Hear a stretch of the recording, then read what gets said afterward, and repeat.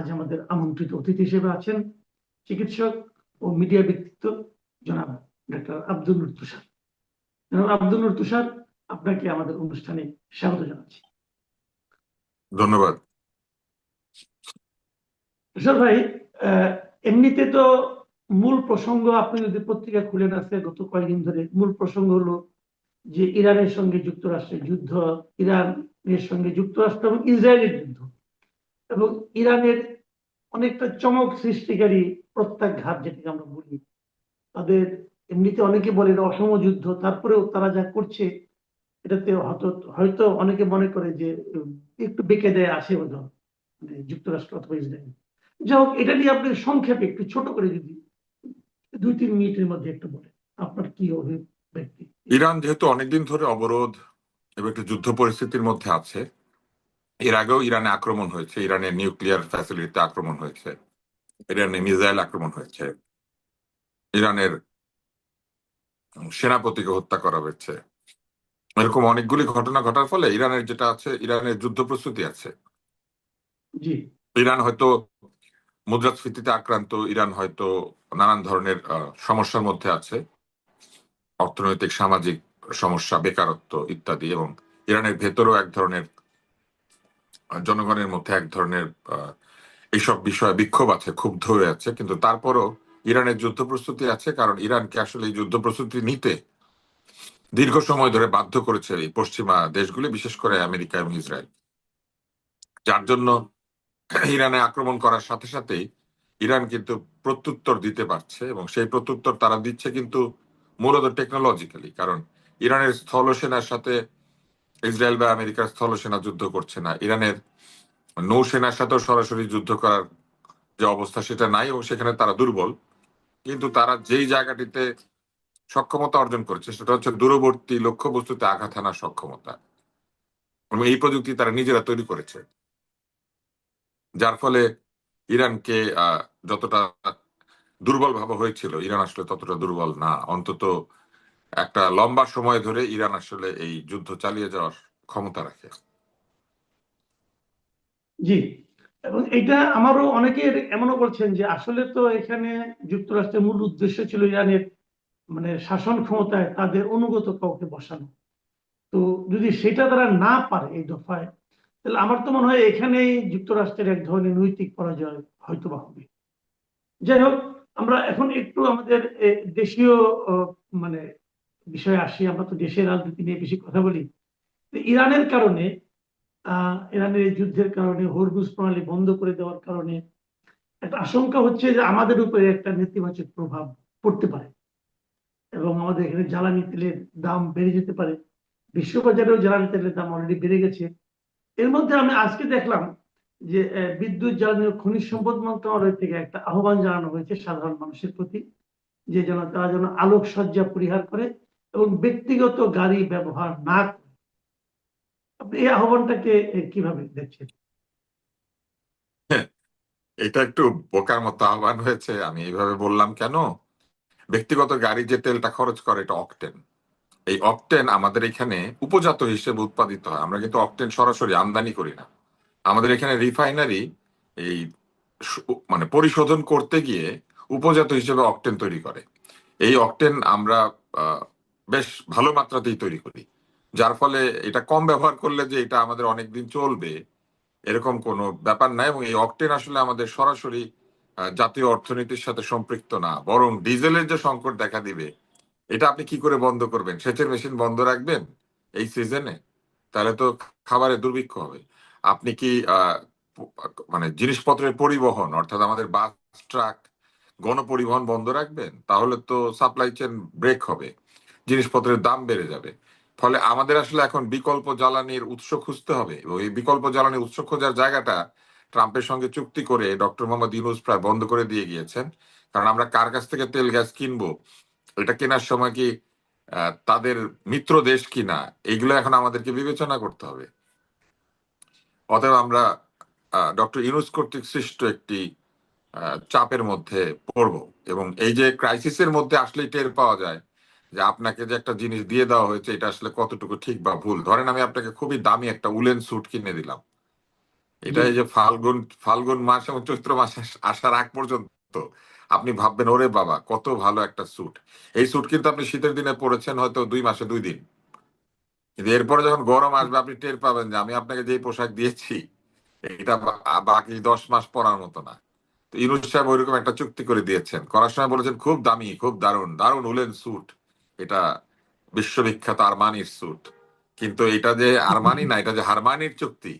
উনি যে হার মেনেছেন এবং পুরা বাংলাদেশ জাতিকে হার মানিয়ে দিয়ে গিয়েছেন ওইখানে, এক ধরনের পরাজিতের চুক্তি। এটা এখন টের পাওয়া যাবে। আপনার নিশ্চয় মনে আছে আমাদের আরেকজন ওনার চেয়েও বড় খেলোয়াড় আছেন, তার নাম হচ্ছে বিডার চেয়ারম্যান। এই ভদ্রলোক বলেছেন যে ড্রিল বেবি ড্রিল একটা চুক্তি তিনি করেছিলেন, আপনার মনে আছে নিশ্চয়ই, জ্বালানি অনুসন্ধান সংক্রান্ত। এবং ইউনূস সাহেবের সরকার পিটার হাসের যে এলএনজি সরবরাহকারী জ্বালানি কোম্পানি তার সঙ্গে একটা চুক্তি করেছেন। এখন বিশ্বব্যাপী গ্যাসের দাম বেড়ে যাওয়ার পরে আমি আশা করবো যে ওই চুক্তির দামেই হাস সাহেব আমাদেরকে গ্যাস দিবেন। না দিলে পরে আমি মনে করি যে ইউনূস সাহেবকে সিলিন্ডার হাতে পাঠানো দরকার, যাতে উনি গ্যাস নিয়ে আসেন কোনোখান থেকে।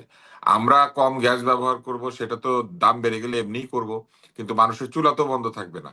বাংলাদেশের অধিকাংশ বাড়িতে হোটেলে এখন সিলিন্ডার গ্যাস ব্যবহার করা হয় এবং এই সিলিন্ডার গ্যাসটা কিন্তু আমদানিকৃত গ্যাস। অতএব এটা বললেই যে সম্ভব ব্যাপারটা সেটি নয়। মানুষ তো তার কার্যক্রম বন্ধ রাখলে পরে তো আমরা আরো বিপদে পড়বো। আমাদের এখন বিকল্প জ্বালানির সন্ধান করতে হবে, মানে জ্বালানির উৎসের সন্ধান করতে হবে আমরা কোত্থেকে আনতে পারি। কিন্তু ওই যে রাশিয়ার থেকে পারবেন না, চীনের থেকে পারবেন না, তাহলে কার কাছ থেকে পারবেন? কাতারের থেকে তো আনতেই পারবেন না, হরমুজ প্রণালী বন্ধ হয়ে গেছে। কাতার থেকে এই এলএনজি বাহিনী যে জাহাজ কেমনে আসবে, এইগুলি নিয়ে একটু আলোচনা করলে ভালো হতো আর কি। সেগুলোর জন্য এখন আমি মনে করি যে ইউনূস সাহেবের একজন জ্বালানি মন্ত্রী ছিলেন না, তাকে এবং ইউনূস সাহেবকে দুইজনকে এনে এখন সংসদে জিজ্ঞাসাবাদ করা উচিত যে তোমরা এনে দাও, চুক্তি যেহেতু তোমরা করেছো তোমরা এনে দাও।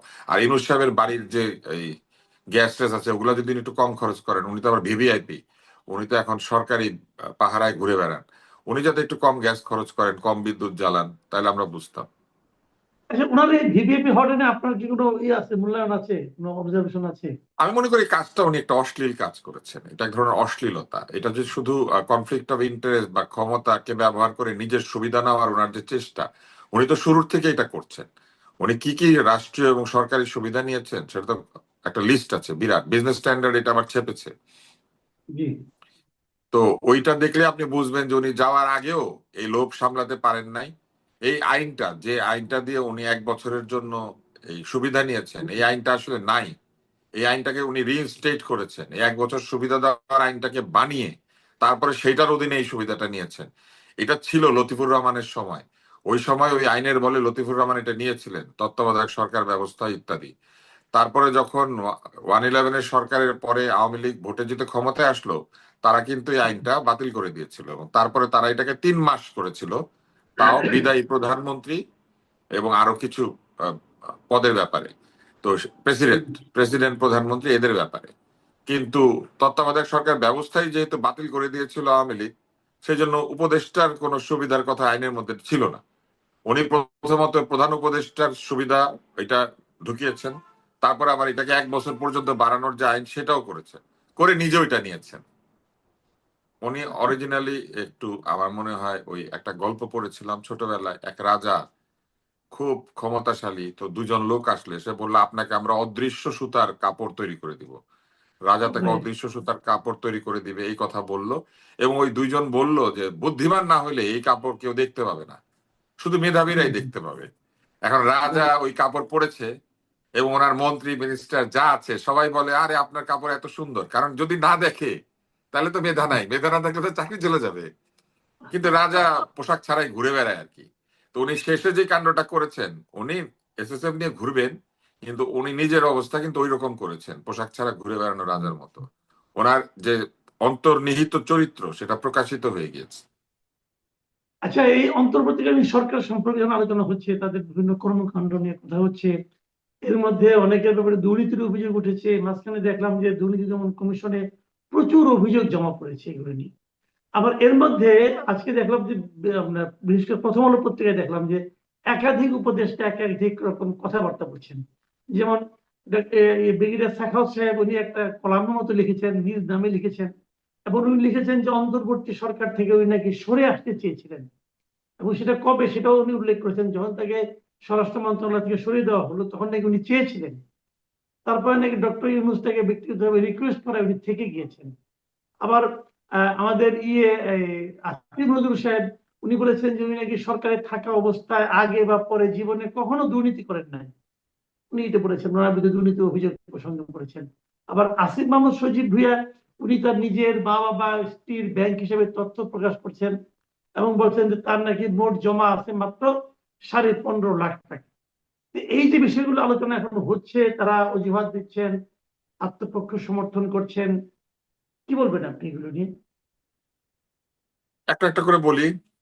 প্রথমত আপনি লক্ষ্য করবেন আমাদের মাননীয় প্রধানমন্ত্রী তার ব্যক্তিগত গাড়ি ব্যবহার করেন, নিরাপত্তার অনেক কিছু তোয়াক্কা না করে হেঁটে চলে যান অফিস থেকে ওসমানী মিলনায়তনে। আর আমাদের প্রধান উপদেষ্টা 2 দিনের আলী হোসেন বাদশাহ, উনি 1 বছরের জন্য এসএসএফ নিয়েছেন। আপনি তাদের দুজনের ডিফারেন্স তো বুঝতে পারছেন, তাই জি। না? তো আমি বলবো যে যদি লন্ডন গিয়েছিলেন উনি একবার আমাদের এই প্রধানমন্ত্রীর সঙ্গে দেখা করতে, আমার মনে হয় এখন উনি একটু যদি প্রধানমন্ত্রীর কাছে গিয়ে একটু কোচিং নেন তাহলে একটু ভালো হইতো, যে কিভাবে হেঁটে হেঁটে অফিসে যাওয়া যায়, কিভাবে নিজের গাড়ি ব্যবহার করা যায়, কিভাবে না, এসএসএফ উনি তো থাকলেও। বয়স্ক মানুষ, উনি কিন্তু বয়স্ক মানুষ না, ওনার শারীরিক সক্ষমতাটাও তো আপনি দেখবেন। না, উনি শারীরিক সক্ষমতা তো 2 বছর আমরা দেখেছি উনি বেশ হাঁটাহাঁটি করছেন। হঠাৎ ওনার সক্ষমতা অক্ষমতা হয়ে যাবে এটা তো আমরা ভাবি না। উনি খুবই সক্ষম। আমরা দেখেছি ক্লিন্টন ফাউন্ডেশনের ডিনারে ঘন্টার পর ঘন্টা দাঁড়িয়ে বক্তৃতা দিয়েছেন, দাঁড়িয়েছিলেন। উনি তো খুবই সক্ষম। এখনই আমেরিকা যেতে বললে উনি দেখবেন এখান থেকে হাঁটা দিবে আমেরিকাতে। আর একটা পদক পেলে উনি এখান থেকে হেঁটে চলে যাবে। আমি সরি যে ওনার প্রতি হয়তো পুরো সম্মান রেখে কথা বলতে পারছি না, কিন্তু এই অন্তর্বর্তী সরকারের অনেক কুকীর্তি বের হয়ে আসবে, তো এই জন্য 2-1 জন উপদেষ্টা এখনই বলতে শুরু করেছেন এবং সাখাওয়াত সাহেব এই জন্য আগেই বলতে শুরু করেছেন। কারণ এই অন্তর্বর্তী সরকারেরও তো দোসর এটা চালু হবে, দোসর শব্দটা তারা চালু করেছিলেন না। এখন এই জি। অন্তর্বর্তী সরকারের উপদেষ্টা যারা এইসব কুকীর্তি দেখে চুপ করেছিলেন, এরা তো এনেবলার, এরা তো দোসর, এটা বলবে না একটা পক্ষ, বলবে কিন্তু। খারাপ কথা চালু করলে তখন 2 দিক থেকে এটা চালু হয়। তো ওনারা এই দোষরত্ব কাটানোর জন্য বলছেন যে কেন সরে আসতে চেয়েছিলাম, আর কেন সরে আসতে চেয়েছিলাম, সরে আসার কারণ থাকলে সরে আসবেন। আর যদি সরে আসার কারণ না থাকে তাহলে সরে আসবেন না। আপনি সরে আসেন নাই যেহেতু, তাহলে ধরে নিতে হবে যে সরে আসার জন্য যথেষ্ট কারণ ছিল না। কারণ থাকলে তো উনি সরতেনি, তাই না?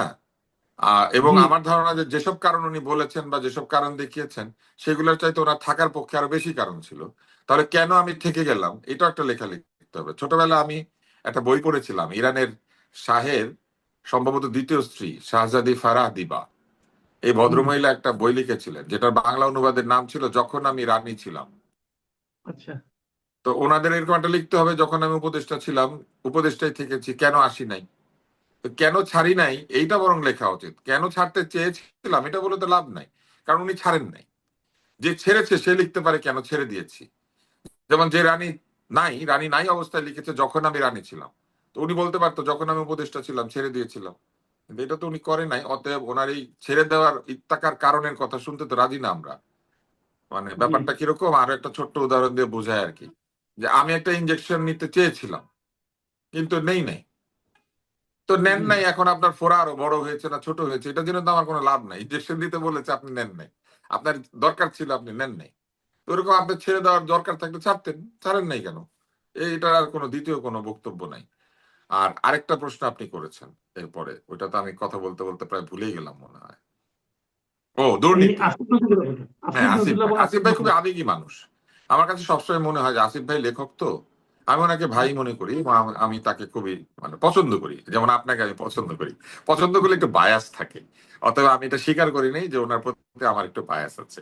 কিন্তু এই এই বায়াসটা থাকবে, উনি যদি এখন দুর্নীতি ধরাও পড়ে ধরেন, আমি তারপরে ওনার প্রতি একটা বায়াস থাকবে, এটা থেকে যাবে। এটা মানবিক একটা ত্রুটি মানুষের থাকে। জি। তো এরকম ভাই হিসেবে আমার তো একটু তার প্রতি পক্ষপাত থাকবে। তবে উনি খুব আবেগী মানুষ। আবেগের জন্য ওনার যেটা হয়, উনি একটা কথা বলে কিছুক্ষণ পর ওটা মনে না রেখে আবার আবেগের জন্য আরেকটা কথা বলে ফেলেন। যেমন উনি একবার বলেছেন যে আমি আমাদের সরকারি সিদ্ধান্ত নিয়েছে আমরা ক্রিকেট খেলবো না। আবার বলেছেন এটা তো সরকারের সিদ্ধান্ত না, এটা বোর্ডের সিদ্ধান্ত। মানে যখন ওনার আবেগ যেই জায়গাতে থাকে উনি আবেগী ভাবে বলে ফেলেন, কারণ উনি আসলে প্রকৃতপক্ষে লেখক এবং শিক্ষক। ওনার যে উপদেষ্টার দায়িত্ব নেওয়াটা আমার মনে হয় এটাই প্রথমে ওনার ঠিক হয় নাই, উনি না নিলে ভালো করতো। জি। উনি যদি আগের আর মতো টক শোতে যেত ভালো হতো। জি। তারপরে ধরেন দুর্নীতি, দুর্নীতি আসলে শুধুমাত্র আর্থিক দুর্নীতি না। দুর্নীতি কিন্তু এটাও দুর্নীতি। এই যে যখন আপনি বললেন যে সরকার সিদ্ধান্ত আমরা যাব না, আবার একটু পরে বললেন যে না এটা তো সিদ্ধান্ত নিয়েছে বোর্ড এবং খেলোয়াড়রা, আবার খেলোয়াড়রা বলছে আমরা এটা নেই নাই। তাহলে এখানে একটা দুর্নীতি হলো না, কিন্তু আমি আমি আরো যদিও। একটা দুর্নীতি একটু আপনাকে বলি। আপনি জানেন যে আমরা সবসময় না, দেখি। আমি আমি ওখানে যাচ্ছি, আপনি বলার আগেই হয়তো যেতে পারি, আপনি বলবেন। প্লিজ বলেন। সেটা হচ্ছে যে বলেন। আমাদের উনি শুরুতে এসে বলেছিলেন যে ভুয়া মামলা হয়েছে এবং ভুয়া মামলাগুলি সরকারের কাছে খুবই একটা খারাপ ব্যাপার, মানে সরকারের জন্য একটা চাপ। কিন্তু উনি যেটা করেছেন ওনার সময় সেটা হচ্ছে আওয়ামী লীগ আমলে দায়েরকৃত ভুয়া মামলাগুলি সরিয়ে নিয়েছেন, কিন্তু নিজেদের আমলে অসংখ্য ভুয়া মামলা হতে দিয়েছেন। তাহলে কি হলো? তাহলে হলো যে আওয়ামী লীগের ভুয়া মামলাগুলি ভুয়া আর ওনাদের ভুয়া মামলাগুলি ঠিক। তাহলে উনি নিজেই ভুয়া মামলাকে উৎসাহ দিয়েছেন, এটা একটা দুর্নীতি। উনি ভুয়া মামলা প্রত্যাহার করার জন্য ওনার মন্ত্রণালয়কে ব্যবহার করেন নাই, একটা আইন মানে একটা কেসকে উনি আসলে রিভিউ করেন নাই। তারপরে কি করেছেন, আনিস আলমগীরের মতো একজন সাংবাদিককে ডেকে নিয়ে গিয়ে বসিয়ে রেখে মামলা দিয়ে আটক করা হয়েছে এবং সেইখানে ওনার নিজের আত্মীয় আছেন ওই মামলার মানে আরো আসামিদের মধ্যে। জি। হ্যাঁ, ওনার নিজের আত্মীয় আছেন, যে আত্মীয়ের সঙ্গে ভুয়া ছবি ছাড়া হয়েছিল আমার, আপনার এবং আনিস আলমগীরের। আপনার মনে আছে আমরা বাড়িতে জি, খাওয়া দাওয়া মনে করে আছে। একটু দই মনে খাচ্ছি, আছে। সামনে ওই আমাদেরই বোন তার ছবিটা বসিয়ে দিয়ে একটা ভুয়া ছবি ছেড়ে দিল ওই ইলিয়াস গং। তো ছেড়ে দিয়ে এক ধরনের আমাদেরকে হ্যারাস করলো। উনি সেগুলোর প্রতিও কোনো ব্যবস্থা নেন নাই। এই যে মানুষ হ্যারাসড হচ্ছে, উনি একটা বক্তৃতাও দেন নাই, বলেন নাই, এগুলিকে উৎসাহ দিয়েছেন। এবং তারপরে যেটা উনি করেছেন, আনিস আলমগীরকে ওনারই ওই সময়ে ওই ভুয়া মামলা দিয়ে কিন্তু গ্রেপ্তার করা হলো এবং তারপরে জামিন হলো। সেই জামিন অগ্রাহ্য করে দুদক থেকে আরেকটা মামলা দেওয়া হলো। এটা জামিন অযোগ্য না হলেও হতো, এটাকে এটার জামিনও তারা দিতে বলতে পারতেন, কিন্তু সেই জামিনটা কন্টেস্ট করে তাকে ঢুকিয়ে দেওয়া হলো। এগুলা কিন্তু আমরা বুঝি যে এগুলা কিভাবে হয়। অতএব এই ব্যাপারগুলিকে উনি অ্যালাউ করেছেন। তো যিনি একদিকে আওয়ামী লীগের ভুয়া মামলাকে ভুয়া বলেন, আবার নিজের সময় ভুয়া মামলা হতে দেন এবং সেই ভুয়া মামলায় সজ্জন ব্যক্তি যাকে তিনি চেনেন জানেন, যার সম্পর্কে তার ধারণা আছে, এদেরকেও বন্দী হতে দেন, তখন আসলে বলতে হবে যে আর্থিক দুর্নীতি না থাকলেও কার্যক্রমের মধ্যে এক ধরনের দুর্নীতিগ্রস্ত অবস্থা তার মন্ত্রণালয়েরও ছিল, তারও ছিল। এবং সাব রেজিস্ট্রারদের বদলি, এটা নিয়ে বিশাল আপত্তি রয়েছে। আমি মনে করি যে সাব রেজিস্ট্রারদেরকে যদি সাধারণ ক্ষমা ঘোষণা করে বলা হয় যে তারা কে কত টাকা ঘুষ দিয়েছিল তার মন্ত্রণালয়ে, তাহলে উনি নিজে না নিলেও ওনার মন্ত্রণালয়ে ঘুষের আদান প্রদান হয়েছে কিনা এটা বের হয়ে আসতো। যেমন আমি অনেক মানুষের কাছে মৌখিকভাবে শুনেছি যে উপদেষ্টারা সৎ থাকলেও তাদের মন্ত্রণালয়ের অন্যান্য ব্যক্তিরা সৎ ছিলেন না এবং তারা ঘুষ খেয়েছেন। যেমন এই অন্তর্বর্তী সরকারের এই স্বাস্থ্য উপদেষ্টা ঘুষের দায়ে তার দুই ব্যক্তিগত ভৃত্য সম সহকারী যাদেরকে নিয়োগ করেছিলেন ক্ষমতার জোরে, এদেরকে সরিয়ে দিতে হয়েছিল। এই আসিফ মাহমুদ সজীব ভুইয়ার সেক্রেটারিকেও সরাতে হয়েছে, ফয়েজ আহমেদ তাইয়েবের সেক্রেটারিকে সরাতে হয়েছে। অতএব দুর্নীতি হয় নাই এই কথা তো বলতে পারবেন না, উনি নিজে করেন নাই, আমি এটা মানি। ওই যে আমি বললাম বায়াস, আমি মনে করি যে উনি দুর্নীতি করেন নাই। আহ যতক্ষণ পর্যন্ত একেবারে প্রমাণ না হবে ততক্ষণ পর্যন্ত আমি মনে করতেই থাকবো যে উনি কোনো দুর্নীতি করেন নাই। কিন্তু ওনার ওইখানে দুর্নীতি হয়েছে কিনা এইটা কি উনি বলতে পারবেন? যদি উনি বলতে পারেন যে না ওনার মন্ত্রণালয়ে কোনো দুর্নীতি হয় নাই, অশুভ প্রভাব বিস্তার করা হয় নাই, প্রভাব বিস্তার করে মানুষকে জেল গেটে ধরে নিয়ে আবার ভরে দেওয়া হয় নাই।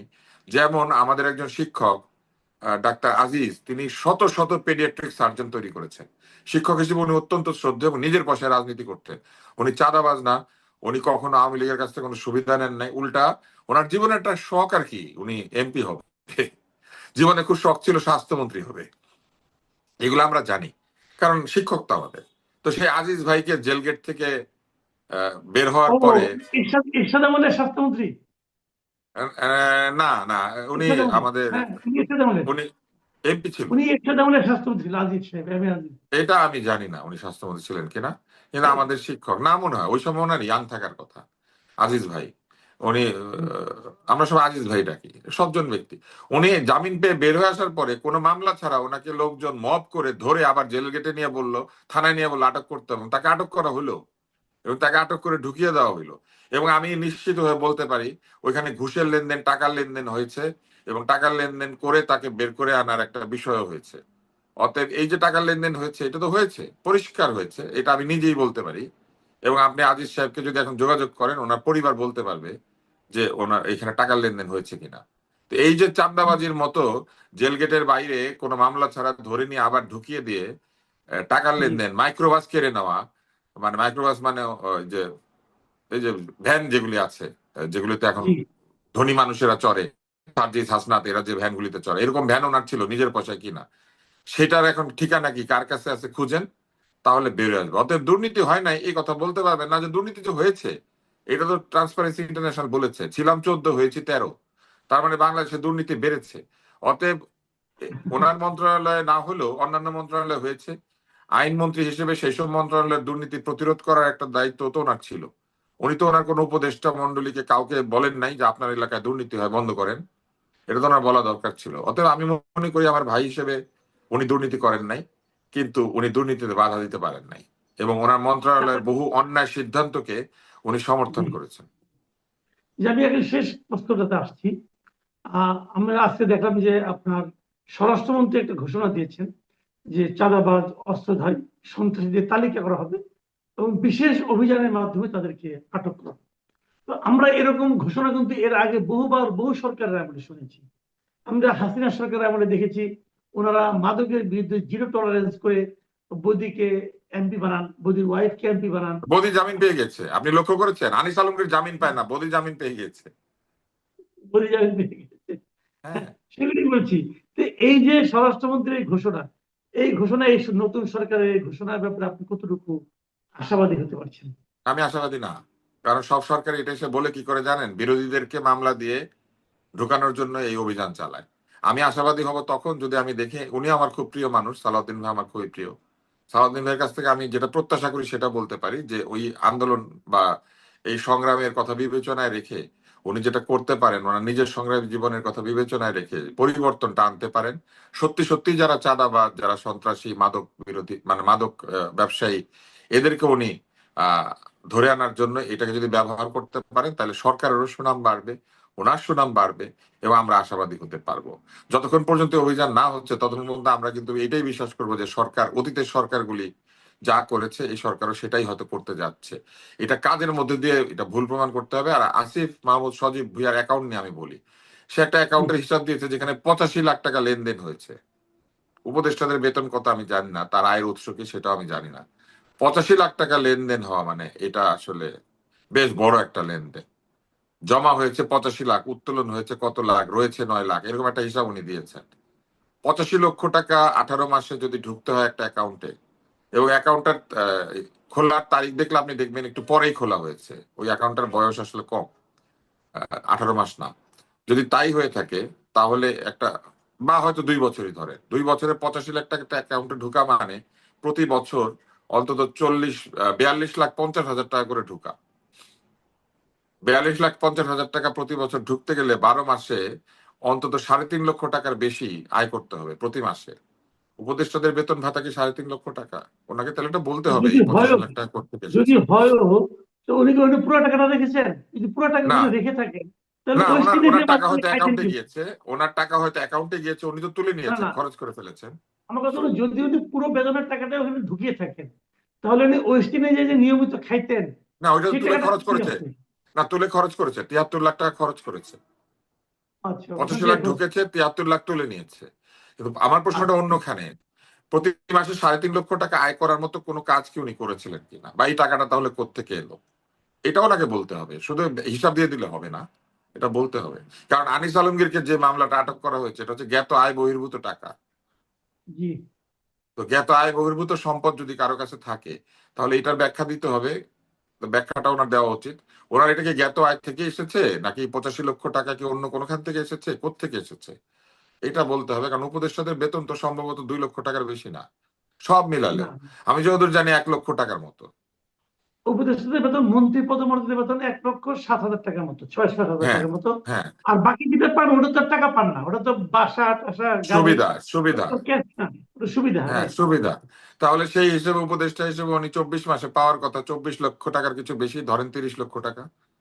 কিন্তু ওনার রাইট। এখানে তো 85 লক্ষ টাকা এসেছে, জমা হয়েছে 85 লক্ষ টাকা। তাহলে ওনার বলতে হবে বাকি টাকা কোথেকে এসেছে। আমি মনে করি না, আমি ওনাকেও দুর্নীতিগ্রস্ত মনে করি না। আমি কিন্তু কাউকেই দুর্নীতিগ্রস্ত মনে করি না মাসুদ ভাই। কিন্তু আমি যেটা মনে করি সেটা হচ্ছে, যখন অভিযোগ আসবে এটা কার বিরুদ্ধে আসে, আসে যে এরকম পাবলিক অফিস মেনটেন করে। আমার আপনার তো এই দায় নাই, আমরা তো পাবলিকের টাকা নিয়ে নাড়াচাড়া করি না। কিন্তু যখন আপনি বা যে কেউ পাবলিক অফিসের টাকা ধরবে, তখন কিন্তু তাকে এই হিসাবটা দিতে হবে। এটাই হচ্ছে সংস্কারের কথা, যেটা ওনারা বলেছেন। এই এই ইউনূস সাহেবের যে সরকার বারবার বলেছেন না যে এটাই সংস্কার, হিসাব দিতে হবে। নিজের অবশ্য দেয় নাই, আপনি লক্ষ্য করেছেন নিশ্চয়ই। নিজেরা খুবই একটা দায় সারা বাজে ধরনের একটা হিসাব দিয়েছেন। এই হিসাব উনি বুঝে আর আল্লাহ বুঝেন, আর কেউ বুঝে না। তো আমি শেষ করব।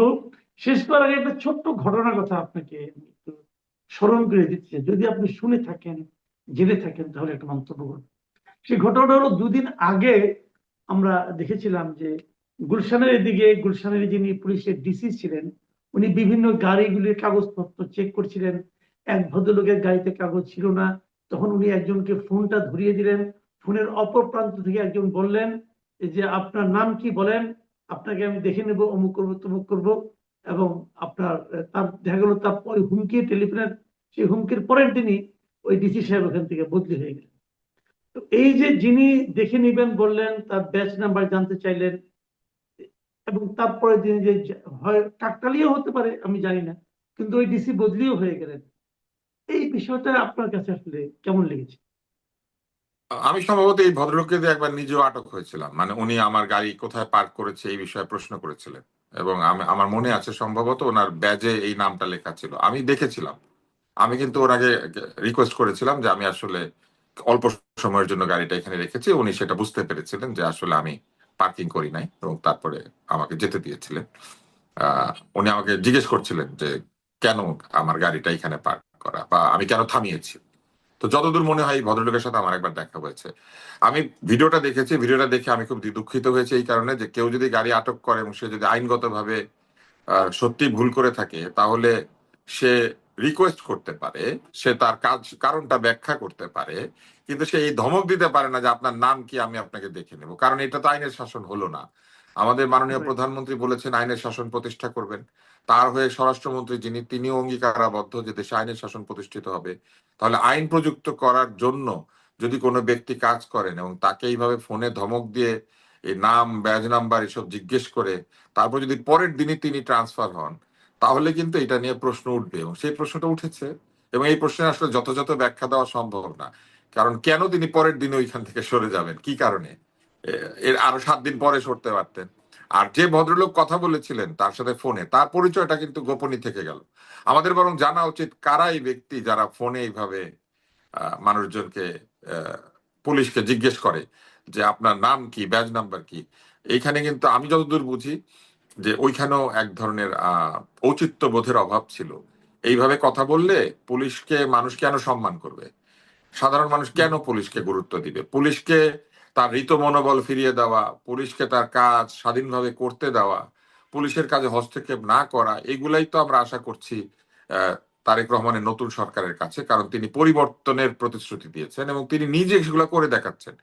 একজন প্রধানমন্ত্রী বড় চেয়ার সরিয়ে ছোট চেয়ার আনেন, উনি অন্যকে চেয়ার নিজের হাতে এগিয়ে দেন। একজন আলেমকে আমি দেখলাম উনি চেয়ারটা এগিয়ে দিচ্ছেন, আর সেইখানে রাস্তায় দাঁড়িয়ে কোন একজন ক্ষমতাবান ব্যক্তি পুলিশের নাম, ব্যাজ নাম্বার জিজ্ঞেস করার পরের দিন সে ট্রান্সফার হয়ে যায়। এই ট্রান্সফারের বিষয়টা তো একেবারেই আমি মনে করি না যে ঠিক। যদি ওই মামলাটি প্রত্যাহার করাতে হয়, অথবা যদি আহ, তাকে ছেড়ে দিতে হয়, সেইটা তো এত ক্ষমতাবান লোক, উনি এটা করাতেই পারেন। কিন্তু এই ভদ্রলোক তো আরো বহু লোককে, যাদেরকে উনি চিনে না, মানে এই ফোনকারী ব্যক্তি, ওনার সাথে তো সবার পরিচয় নাই, যেমন আমার নাই, আপনার নাই। তাহলে আমরা যদি আইন ভঙ্গ করি তখন তো উনি ফোন করবে না, তাহলে আমাদেরকে এই ডিসি সাহেব তো ধরতে পারে, তাই না? উনি তো এই তার লোকটাকেও। মানে আপনি বলতে চাচ্ছেন যে, যে ভদ্রলোক ফোনের অপর প্রান্ত থেকে দেখে নেওয়ার হুমকি দিলেন, তাকে দেখার আপনার খুব ইচ্ছা? আমার খুব ইচ্ছা, কারণ আমি তো ওনার বন্ধু না, তাহলে আমি ওনার ফোন করব কোনোদিন, বলবো।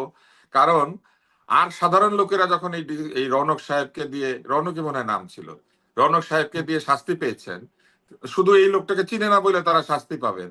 আর আরে, এই আরেকটা লোক তাকে চিনে দেখে রৌনক সাহেবই ট্রান্সফার হয়ে যাবেন, তাই না? তো এটা কেন হবে? এই জন্য আমি এই লোকটাকে দেখতে চাই, উনি এত ক্ষমতাবান।